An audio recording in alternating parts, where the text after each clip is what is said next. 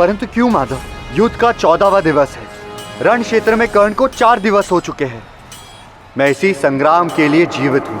और इस संग्राम का समय आएगा पार्थ, किंतु आवेश में आकर मृत्यु के मुख में जाना उचित नहीं।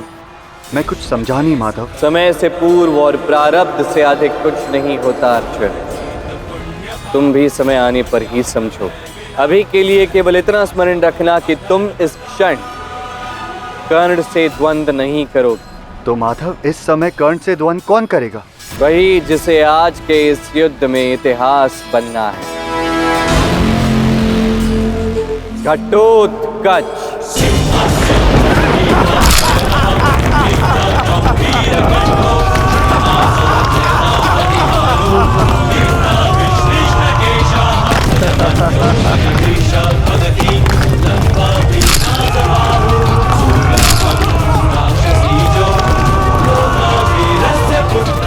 घटोत्कच को मैंने वर दिया था कि वो संसार में असुर नहीं कहलाया जाएगा। मनुष्य जाति की उस महागाथा में भी, जिसमें संसार के सबसे बड़े वीर होंगे, उसमें भी तुम्हारा नाम सबसे ऊंचा हो।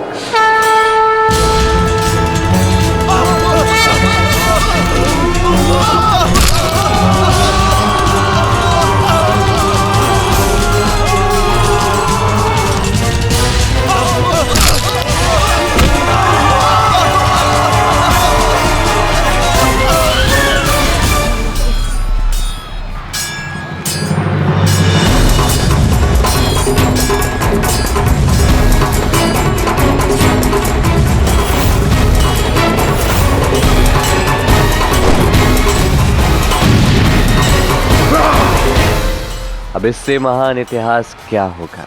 एक असुरी पुत्र ने सूर्य पुत्र को चुनौती दी, वो भी धर्म के लिए।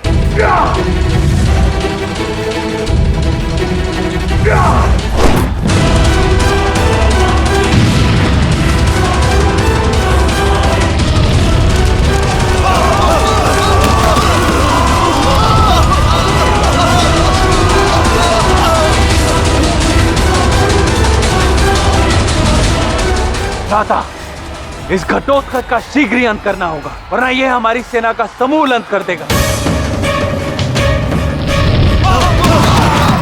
सारथी, रथ कर्ण के रथ के समीप लेके चलो।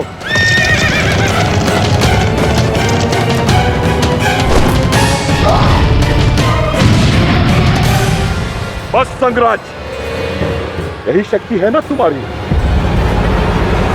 अब मैं दिखाता हूं मेरी शक्ति।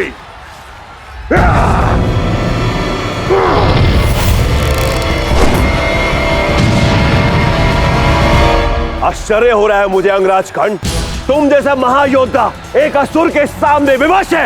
अंत कर दो इस असुर का, अन्यथा आज ही ये इस युद्ध को इतिहास बना देगा। मैं प्रयास कर रहा हूं मित्र, थोड़ा समय लगेगा।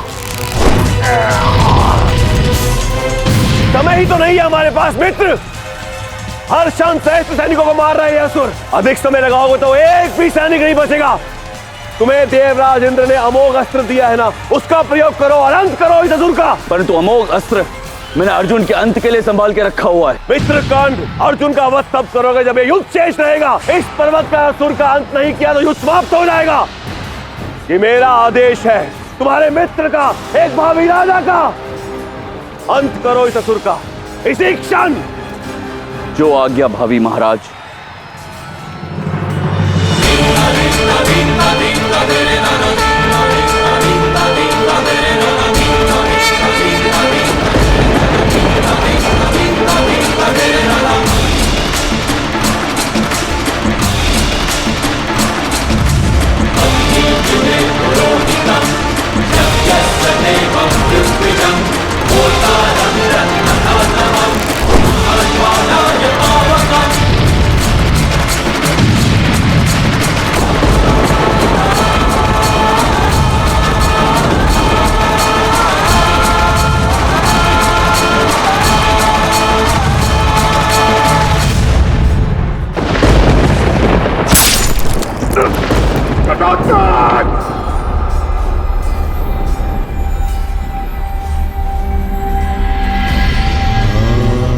श्री कृष्ण, यह असुर मरते मरते भी शत्रु का संहार करेगा।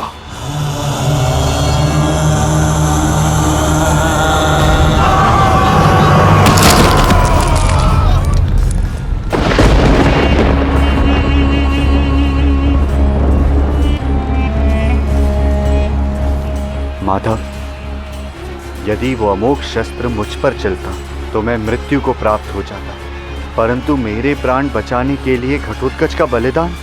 नाम पाने के लिए बलिदान आवश्यक होता है अर्जुन। तुम तो आज जीवित रह गए, किंतु घटोत्कच सदा सदा के लिए अमर हो चुका है। उसने आज धर्म के लिए अपने प्राण दे दिए। संसार अब उसे असुर के रूप में नहीं देखेगा, बल्कि एक महान प्रखर योद्धा के रूप में देखेगा, जिसने धर्म की वेदी पर अपने प्राण न्योछावर कर दिए। ये तो होना ही था संजय। युद्ध अपना मूल्य वसूलना जानता है। सही कहा आपने। आज आपके भी अनेक पुत्र मरे हैं। ये द्रोणाचार्य और कर्ण कर क्या रहे हैं? मेरे पुत्रों की रक्षा क्यों नहीं कर रहे? युद्ध में कोई किसी का पिता या पुत्र नहीं है। एक की विजय होती है, एक की पराजय। सब अपना कर्म कर रहे हैं।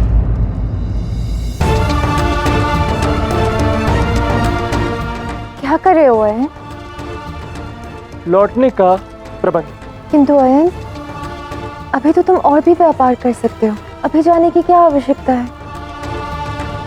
राधा, ये युद्ध दिन प्रतिदिन और भयंकर होते जा रहा है।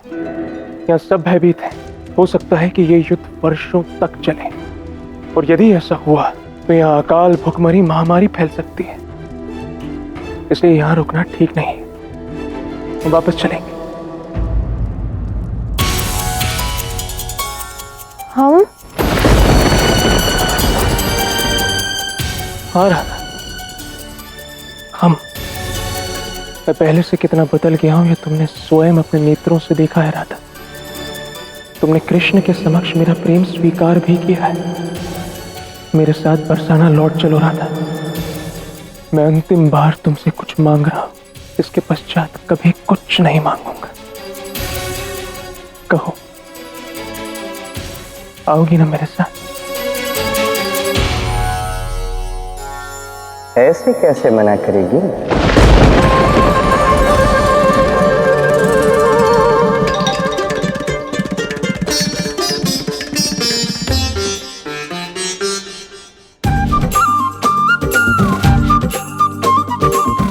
जीवन में अंतिम बार बड़े भैया तुमसे कुछ मांग रहे हैं राधा, मना कैसे कर सकते हैं? ये क्या कह रहे हो कृष्ण? वही कह रहा हूं जो सत्य है। वैसे ऐसे रात्रि में यहाँ से छुप कर जाने का कारण क्या है? कहीं ऐसा तो नहीं कि आपके मन में ऐसा कोई विचार है कि आप मेरा शुल्क ना दिए बिना यहाँ से, ऐसा कुछ है तो नहीं? रण छोड़, तुम हो कृष्ण, मैं नहीं। मैं तुम्हारा सारा शुल्क देने के पश्चात ही यहां से जाने वाला था। अच्छा हुआ तुम स्वयं ही आ गए। मैं अभी तुम्हारा सारा शुल्क दे देता हूं। अरे ऐसे कैसे बड़े भैया? अभी युद्ध समाप्त कहाँ हुआ है? जैसा कि नियत हुआ था उसके अनुसार युद्ध के अंत तक आपको रुकना होगा। ये युद्ध वर्षों तक चलेगा, तो क्या मैं यहीं रहूंगा? नहीं, केवल 4 दिन और 18वें दिन इस युद्ध का समापन हो जाएगा। कृष्ण, तुम क्या भगवान हो? अब ये तुम निर्धारित करोगे कि युद्ध कब तक चलेगा। मैं 18वें दिन तक का शुल्क तुम्हें आज ही दे देता हूं। अपना सारा व्यापार आज ही समाप्त करो मेरे साथ, और फिर हम दोनों चले अपने अपने मार्ग। शुल्क तो 18वें दिन ही लिया जाएगा, और वो भी यहां नहीं, वहां उस पहाड़ी को देखिए।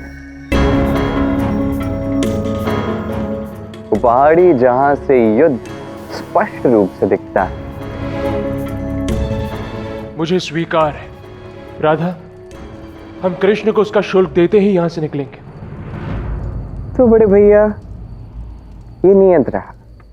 18वें दिन युद्ध के पश्चात उस पहाड़ी पर मैं आपसे शुल्क लूंगा।